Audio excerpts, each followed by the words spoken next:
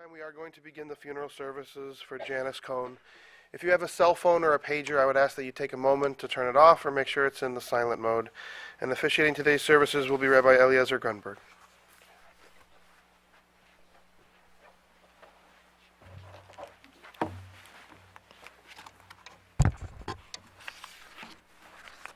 We'll begin the service with a passage from Proverbs Mishlei, Eishes Chayil, a woman of valor. Eishes Chayil miyimtza v'rochak mipnina michra, botach bolev balo v'sholo lo yachsor. Gemalsu tov v'lora kol yemei chayeha, dorsha tzemer ufishtim v'tas b'chefetz kapeha. Hoysa konyo socher mimerchak tovi lachmo, v'atokem bo laila v'titin teref levesa v'chok l'naruseha. Zomem osada v'tikocheyu mipri chapel not the korem, Chagra v'oiz mosneha v'ta'amet ziroseha. Ta'ama kitov sachro lo yichba v'alayla neira, yodel shilcha bakishor v'chapel tamchu folech. Kapa parsa lo ani v'yodel shilcha lo evyon, lo siro livesa misholeg ki chovesa levushonim.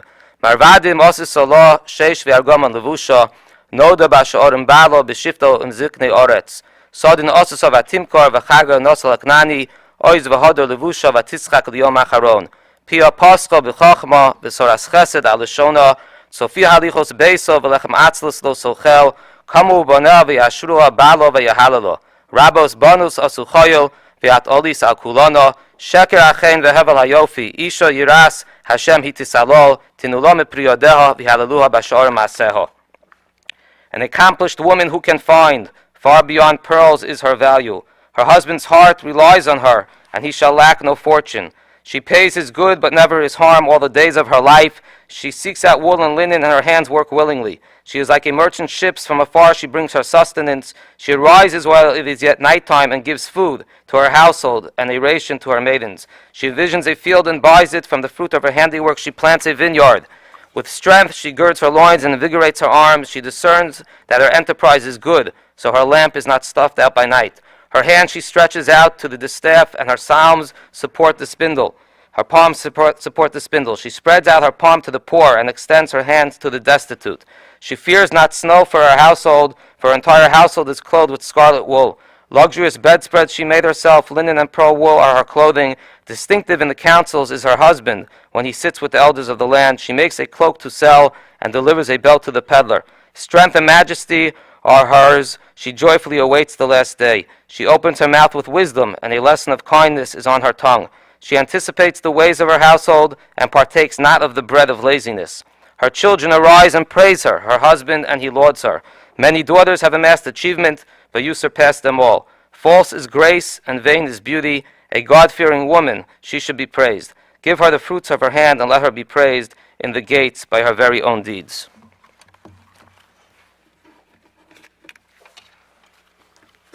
We gather here today to pay our last respects to Janis Cohn, Shena Bas Yosef, the beloved wife of Jules and mother of Daniel, sister of Stephen Miller, who cannot be here today.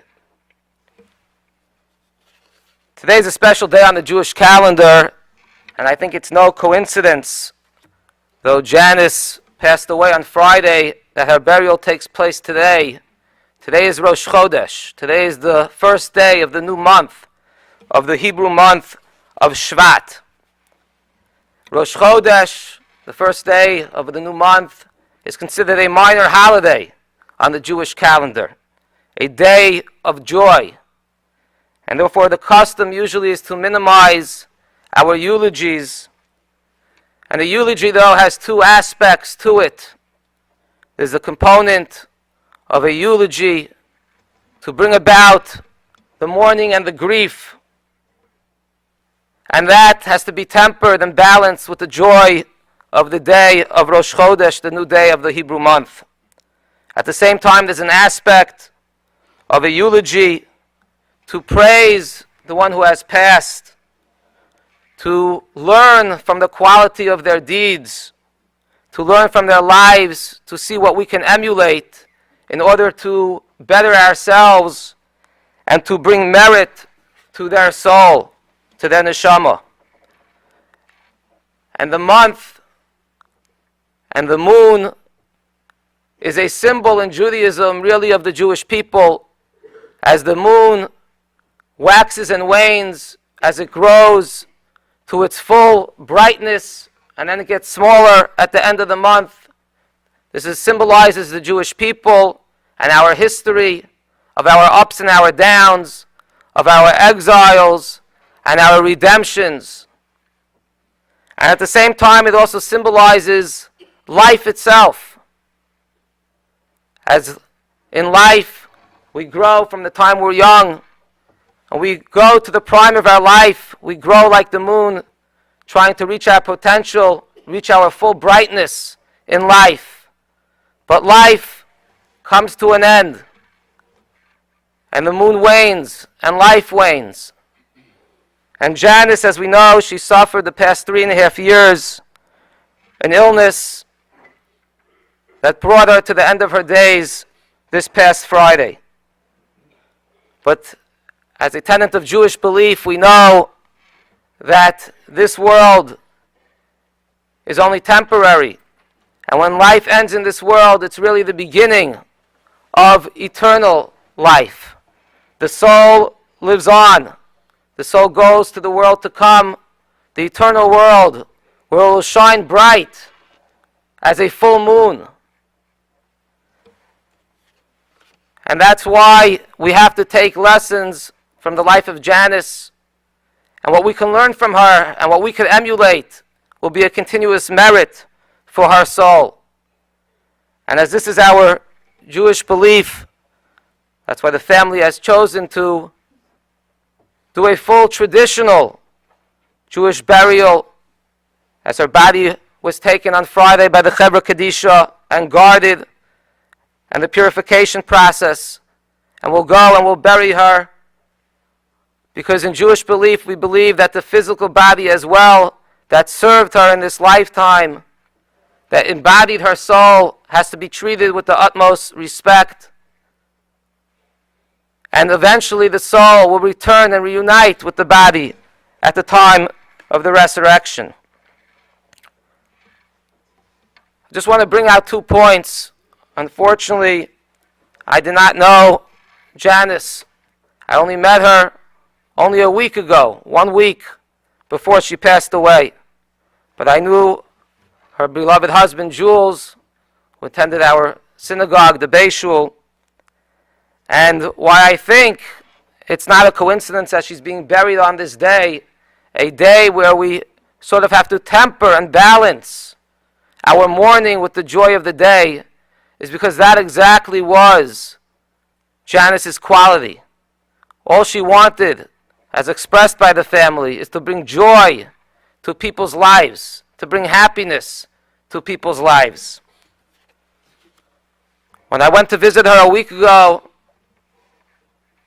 a week from this past Friday, and she was lying in bed, and Jules had told me how in the past few weeks for sure, but even over the past number of years, and especially in the past few weeks, how she was the one giving him strength, and how others would cry when they heard the devastating news.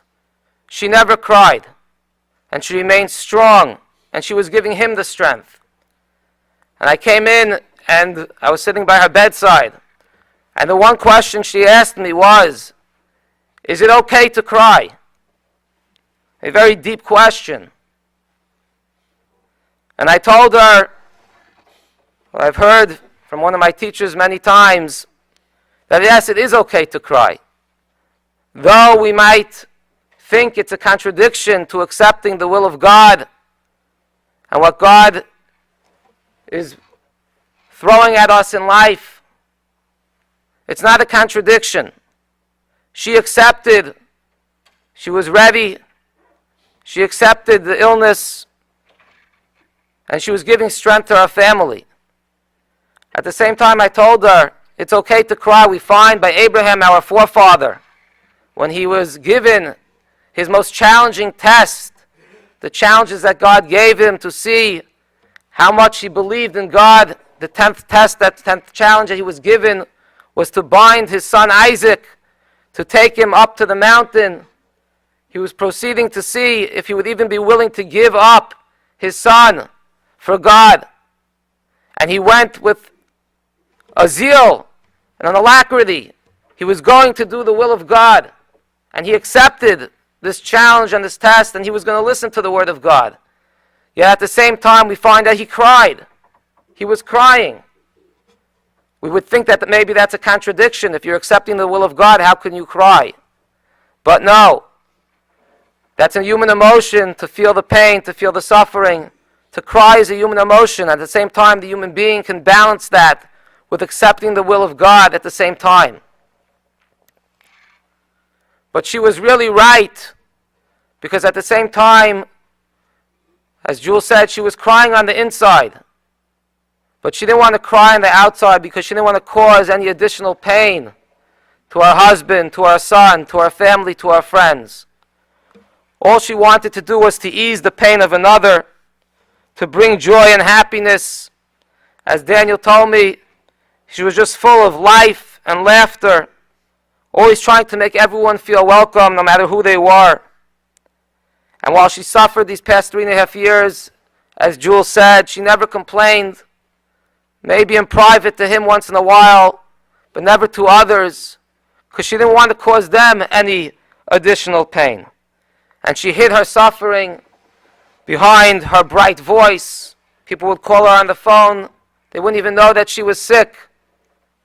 And this is why I only spoke to her a week ago, and she also gave off that impression, speaking so strongly and happily.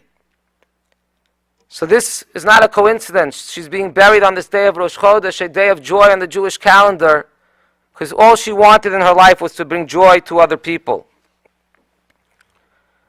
As we know, Janis was born in South Africa in 1957. She married Jules in 1980. As he told me, their mothers made the match, a match made in heaven, over some games in their apartment. They came to America in 1996. 1996, I'm sorry. 1996, a little over 20 years ago. And again, this was, together with Jules, as Daniel told me, it was because they wanted a better future for their son. The situation in South Africa, the political situation, they wanted a brighter future for their son. And it wasn't an easy thing to come here. Jules at least had one sister here. She had no family here. She left behind her brother, her mother. A very difficult move to make. But she was doing it not for herself. She was doing it for others. She was doing it for her son. I know I moved here from New York to Chicago 9 years ago. My wife and children, we have no family here. But moving from New York to Chicago is not the same as moving from South Africa to America. But she didn't do it for herself. She did it for others. And that's surely one lesson that we have to take from her life. It wasn't about herself, it was about others, bringing joy, easing their pain. And another thing that just struck me, as her mother, she originally left her mother, but her mother came here at the end of her life. And for the last 10 years of her mother's life, she moved to America, but she didn't just move to America, she moved in with Jules and Janis to their 2-bedroom townhome. That's a very difficult thing as well. Maybe more difficult for Jules, and he gets credit, tremendous credit as well, but she told him this is something we have to do. This is a mitzvah, this is what we have to do for our parents, this is what one must do for their mother, as difficult as it may be, as challenging as it may be. Because this was her sense of not only her love for her mother, but of a gratitude, of an appreciation for everything that her mother gave her in her life. And Hakara Satov, having gratitude for that which we received, is of the greatest of importance. And we have to do whatever we must do to show our appreciation to others. And again, not for herself, but doing for others, especially when it means showing gratitude. Just to briefly connect that to the Torah portion, and the Torah portions that we're reading in these days, We're reading about the Jewish people who went down to Egypt. They suffered in bondage as slaves to Paro and the Egyptians. We know that God brought about the 10 plagues, the 10 makos. The first of the two being the dam, the blood, as all the water turned to blood. Tzvadeya, the frogs that invaded Egypt.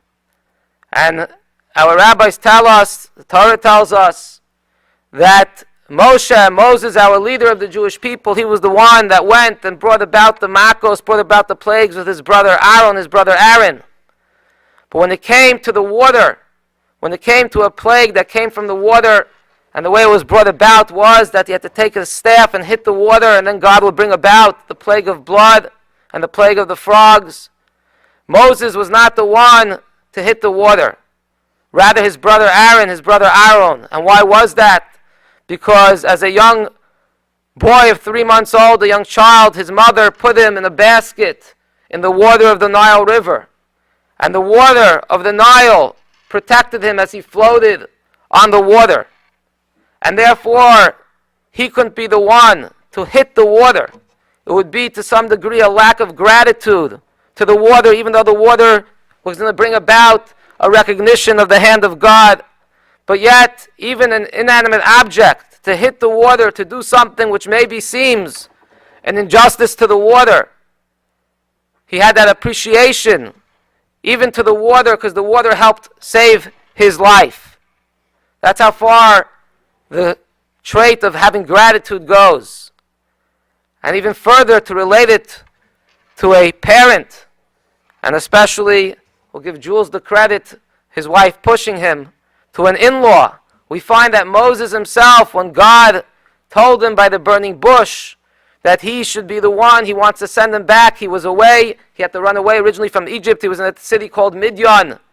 And God appeared to him and tells him, you're going to be the leader of the Jewish people. It's time for you to go back to Egypt and release the people from their bondage. He said he can't go unless he first asks permission from his father-in-law, Yisro. He had been in Midian, he had married Yisro's daughter, he had been there for many years. And he said, I can't go unless I get permission. It would be a lack of gratitude for me. He let me stay in his home, he gave me his daughter in marriage. Here he has the chance of a lifetime, the job of a lifetime, to be the leader of the Jewish people, to take them out of their bondage. He would be willing to give it all up, let someone else do it, if his father-in-law wouldn't give him the permission. He felt that would be a lack of gratitude. Having appreciation and gratitude for all that others do for us, and certainly for all that God bestows upon us.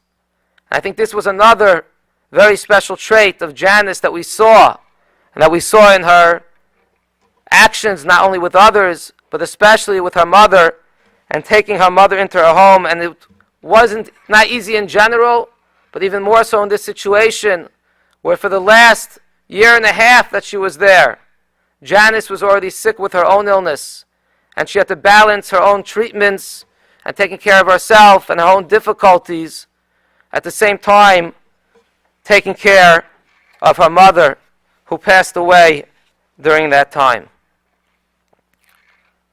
So though it's a day of joy on the Jewish calendar, as I said, I think what Janis would want is for us to appreciate that joy, to learn about that joy. That's what we have to learn from her, to bring joy to others, sometimes to step out of our comfort zone, sometimes to put aside our own needs and feelings, to do for others. That was what she represented, and that's what this day represents. And to have that appreciation, I think that's something that Daniel saw. He was so happy to have his grandmother in the home, but a lesson that he learned from his mother, how to take care of his parents, how to appreciate that which he received. And whatever we do, if we walk away from here with more of an appreciation of bringing joy to others' lives, of appreciating that which is in our lives, of being thankful to others and thankful to God, if we could learn that from Janis's life, then that will serve as an everlasting merit for her soul in the world to come. hear a few words from her husband, Jules.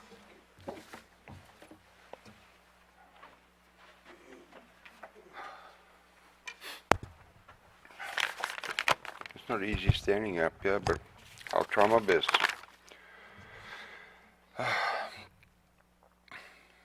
Janis's journey was my journey. I'm not going to say more than the rabbi because I'll just say a few words. Janis, my beautiful wife and friend of 40 years, is laid here in peace. We met in Johannesburg in 1977 in a small building east of the city.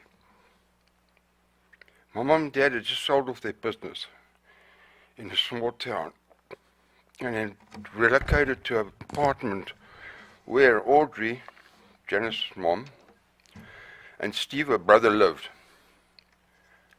Then one night, my mom, who did not know Audrey, knocked on the door, introduced herself. She explained she needed a fourth in a Portuguese rummy. It's a game they played in South Africa, I don't know if you guys know. And so the bond of Janis and Julian was sealed. All friends and relatives from South Africa, New Zealand, Australia, Israel, the USA all agree with me that Janis was kind, respected, lovely lady. Her smile and demeanor will linger forever. Love you, Jay. Thank you.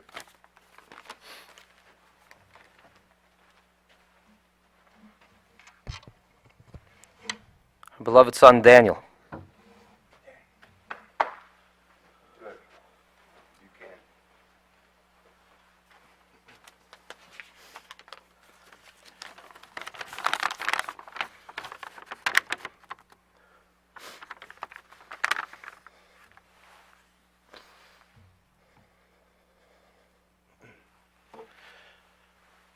Before I begin, I wish some of these words were mine. Thinking of how to keep it short and simple to describe her was something I don't think I could have done. It would have taken all day. My dad and I could not sleep last night. We saw other people who had suffered too, other speeches from other people who had also passed away. So I wish some of these words I could have written myself, but the joy she had, I just wish I could express everything that I felt. I guess I've always been in denial about my mom dying from cancer because I kept thinking at some point, she will beat this. She can't lose this battle. She's the toughest, strongest person I've ever known. I mean, she had to deal with my dad and I, so, she's tough and strong. But just because she has died from cancer does not mean that she lost the battle. You beat cancer by how you live your life. Even when she had a few weeks to live, she was still my mother, always asking me to text her when I got home safe, always making sure I wore a jacket when it was cold.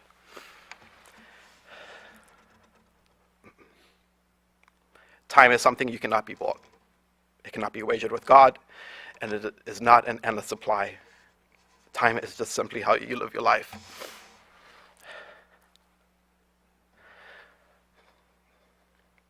I love you, Mom. And I promise to everyone here that I will live my life full of love and full of fun.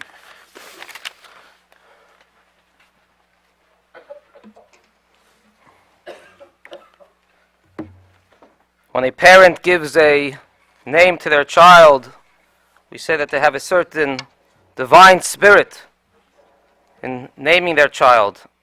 Therefore, it's no coincidence, obviously, that her name is Shena Bas Yosef. Shena is a Yiddish name that connotes beauty, a Schenkheit, a nicety, niceness and beauty. And as we see, this is exactly who she was. And on behalf of the family as well, and I saw how she was, we spoke about her character trait of having gratitude. She was so thankful for the last 3.5 years of her life, to all the doctors, to all those who helped her, especially to her husband and to her son. When I came, and she was already so weak, she thanked me for coming. I saw how she thanked the social worker, and she had an appreciation, as our son said, throughout this battle, and even till the last of days, she was so thankful that God granted her, with the help of all those, the doctors and everyone else who helped her in the last 3.5 years.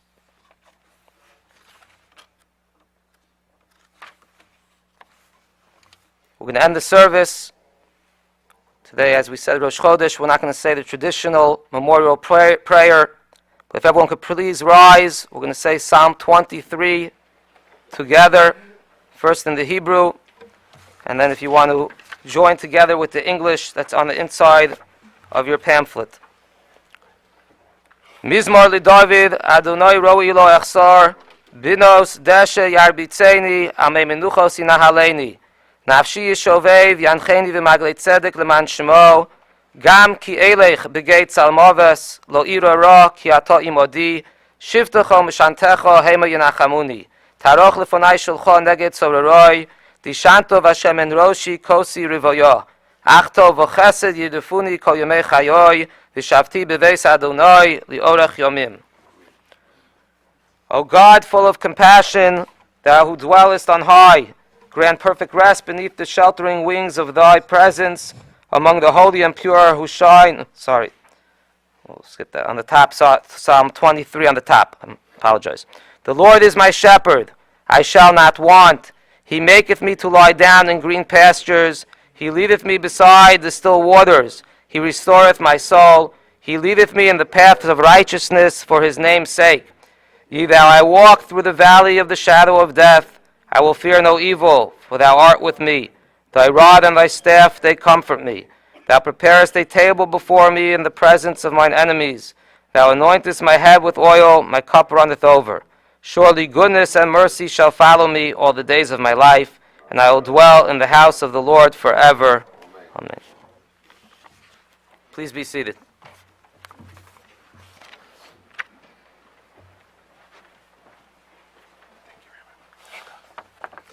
Ladies and gentlemen, this concludes the services here at the chapel. The interment and burial service will continue at Shalom Memorial Park in Arlington Heights. For those of you traveling with us to the cemetery and the funeral procession, please keep the following safety precautions in mind. Please make sure that your bright headlights and your four-way hazard flashers are on. Please be sure to obtain an orange funeral safety sticker for your windshield, and we will be providing several of the cars in the procession with a magnetic orange flag to be placed on top of your car. Please travel as close as safety permits to the car in front of you to avoid any gaps in the procession. For your own safety and security, I would suggest not speaking or texting while driving to the cemetery and the funeral procession. Following the interment, the family will be returning to the Cohn residence at 1087 Hidden Lake Drive in Buffalo Grove, and they'll be together again today as they return from the cemetery until 8 p.m., and continuing Tuesday, Wednesday, and Thursday from 5:30 until 8:30 p.m. That information is available in the service folder that you should have received when you came into the chapel. The following individuals have been asked to serve as pallbearers: Larry Drummond, Jeremy Chlorfine, Jeremy Bleichman, Joe Marnell, and Paul Frankel. At this time, I would ask everyone to please rise and stand in place as we escort the family, the clergy, and the pallbearers from the chapel. And if I could ask the pallbearers to please come forward to my left.